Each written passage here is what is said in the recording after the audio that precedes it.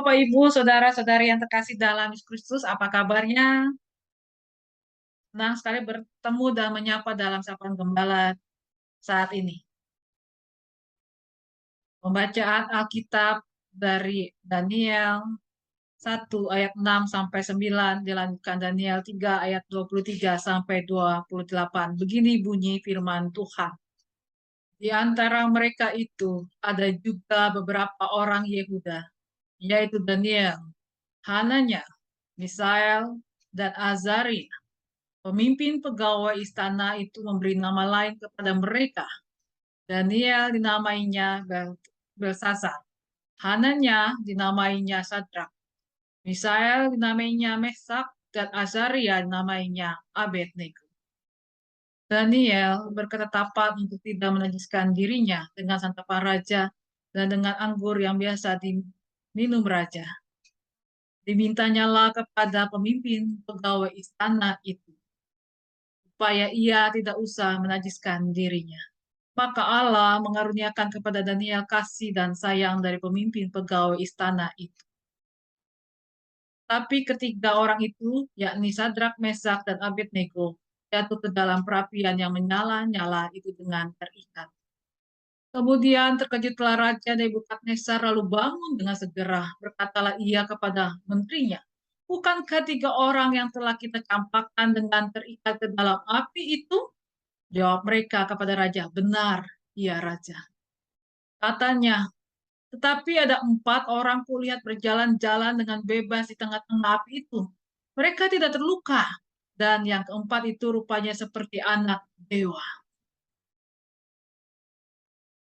Lalu Nebukadnezar mendekati pintu perapian yang bernyala-nyala itu, berkatalah ia, Sadrak, Mesak, dan Abednego, hamba-hamba Allah yang maha tinggi, keluarlah dan datanglah kemari. Lalu keluarlah Sadrak, Mesak, dan Abednego dari api itu. Dan para wakil raja, para penguasa, para bupati, dan para menteri raja datang berkumpul. Mereka melihat bahwa tubuh orang-orang ini tidak mempan oleh api itu, bahwa rambut di kepala mereka tidak hangus, juga mereka tidak berubah apa-apa. Bahkan bau kebakaran pun tidak ada pada mereka.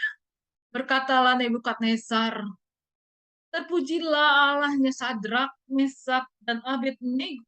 Dia telah mengutus malaikatnya dan melepaskan hamba-hambanya yang telah menaruh percaya kepadanya dan melanggar titah raja, dan yang menyerahkan tubuh mereka karena mereka tidak mau memuja dan menyembah Allah manapun kecuali Allah mereka. Demikianlah pembacaan firman Tuhan.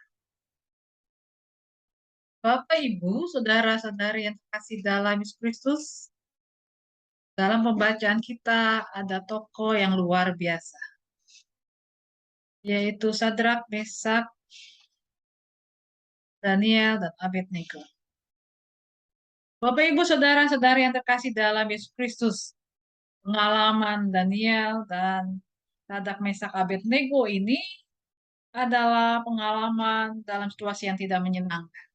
Menjadi orang yang berbeda di tengah kehidupan saat itu, tengah penjajahan Nebukadnezar. Daniel menjadi bagian yang minoritas sekali yang juga mendapatkan intimidasi. Tokoh yang masih dibilang kaum muda ini berjuang di tengah dekapan kuasa penjajah Nebukadnezar. Sisi yang lain, Nebukadnezar memiliki kuasa yang besar, bahkan memposisikan dirinya sebagai Tuhan dalam tanda kutip. Sehingga setiap orang harus dan wajib untuk mau menyembah, bukan hanya menghormati, tapi menyembah. Sebuah tindakan pemberontakan ketika tidak mau menyembah Nebukadnezar. Bapak, Ibu, saudara-saudari, Daniel mengambil sikap yang berbeda. Dia tetap teguh dalam imannya.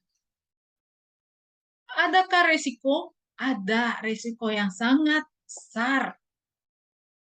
Tapi resiko ini menjadi bagian dalam pergumulan Daniel. Tetap memegang iman bukan berarti bertindak sembunyi-sembunyi, lalu diam dan pasif. Tapi Daniel tetap berusaha memberi yang terbaik kecuali imannya dan sikap menyembah kepada Raja Nebukadnezar. Dan dia belajar untuk menjadi seorang yang cukup cakap dan cerdas, bahkan dapat menerjemahkan mimpi dan menjadi orang kepercayaan, kesetiaan yang membuahkan hasil atas berkat yang Tuhan curahkan. Ada kasih sayang dan perhatian yang Tuhan curahkan melalui beliau kepada Daniel dan 3 teman-temannya. Konsekuensi iman seringkali kita hadapi dalam kehidupan ini. Berada dalam posisi sebagai minoritas, bahkan dalam kehidupan iman kita tidak sedikit tantangannya. Kadang kita mungkin tidak menyembah Tuhan lain, tidak tetap bergereja, menyembah Yesus Kristus, Allah Bapa dan Roh Kudus. Tapi dalam keseharian, kadangkala kuasaan begitu menekan kita, bahkan sepertinya akan menghempas kita begitu rupa. Apalagi di zaman sekarang yang sangat sulit. Apa yang harus kita ambil? Mari kita belajar dari tokoh Daniel. Tetap setia kepada Tuhan. Tidak menyembah Allah lain dalam bentuk apapun. Yang kedua adalah tetap melakukan yang terbaik. Daniel tidak menjadi pasif, tidak menjadi diam, tetapi aktif. Aktif berprestasi, aktif memperjuangkan kebenaran dan keadilan, aktif untuk membuktikan dirinya. Yang ketiga adalah perlu suatu sikap yang totalitas percaya bahwa punya Allah yang tidak diam. Lihatlah Allah bekerja dengan sangat luar biasa. Memakai kepala pegawai untuk punya kasih yang sungguh-sungguh memperhatikan. Dan lihatlah bagaimana mukjizat itu menjadi nyata ketika mereka dihukum ke dalam tumpuan perapian yang menyala-nyala, tetapi mereka bisa terselamatkan. Mungkin hidup kita bisa seperti Daniel, berada dalam tantangan, seperti masuk ke dalam kesusahan hidup yang luar biasa, persoalan yang menyala-nyala luar biasa.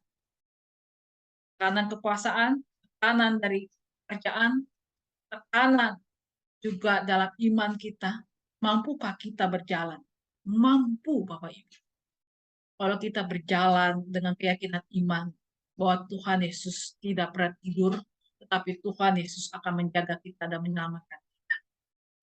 Di masa sekarang, kita sungguh-sungguh ditantang untuk boleh tetap beriman kepada Yesus Kristus, tapi juga boleh berprestasi dalam kehidupan kita. Mari kita nyatakan iman kita, seperti Daniel, Sadrak, Mesak, dan Abednego. Lihatlah, mereka tetap diselamatkan. Bahkan membuat Raja Nebukadnezar memanggil semua para petinggi untuk melihat dan mempersaksikan betapa dahsyatnya Allah kita.